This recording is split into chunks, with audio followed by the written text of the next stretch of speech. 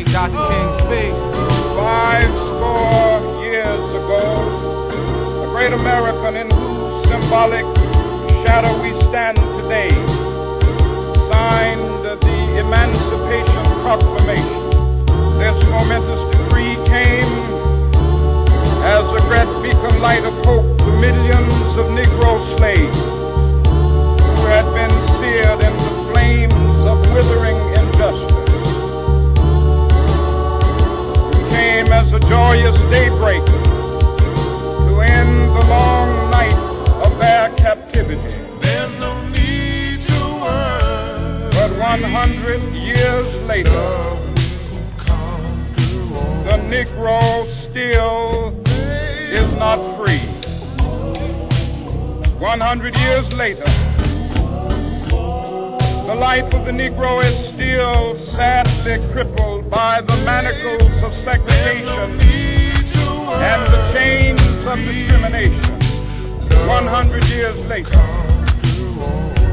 Negro lives on a lonely island of poverty in the midst of a vast ocean of material prosperity. 100 years later, the Negro is still languished in the corners of American society and finds himself in exile in his own land. So we've come here today to dramatize a shameful condition.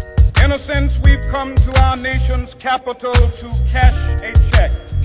When the architects of our republic wrote the magnificent words of the Constitution and the Declaration of Independence, they were signing a promissory note to which every American was to fall heir.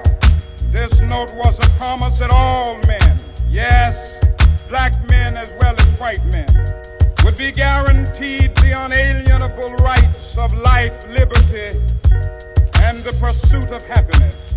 It is obvious today that America has defaulted on this promissory note insofar as her citizens of color are concerned.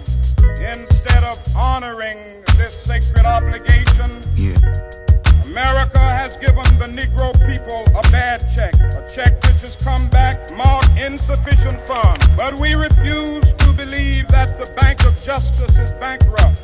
We refuse to believe that there are insufficient funds in the great vaults of opportunity of this nation. So we've come to cash this check, a check that will give us upon demand the riches of freedom and the security of justice. We have also come to this hallowed spot to remind America of the fierce urgency of now. This is no time to engage in the luxury of cooling off or to take the tranquilizing drug of gradualism. Now is the time to make real the promises of democracy.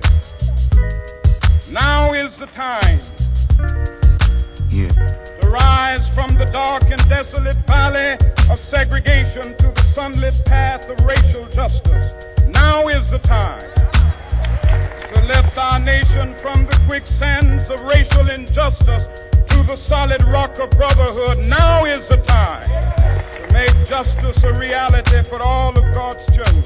It would be fatal for the nation to overlook the urgency of the moment. This sweltering summit of the Negro's legitimate discontent will not pass until there is an invigorating autumn of freedom and equality. 1963 is not an end, but a beginning.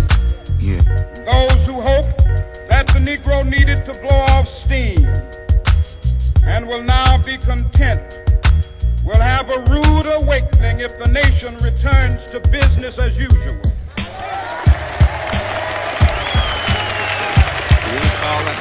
I recall it. What did you say? You remember? The press misinterpreted.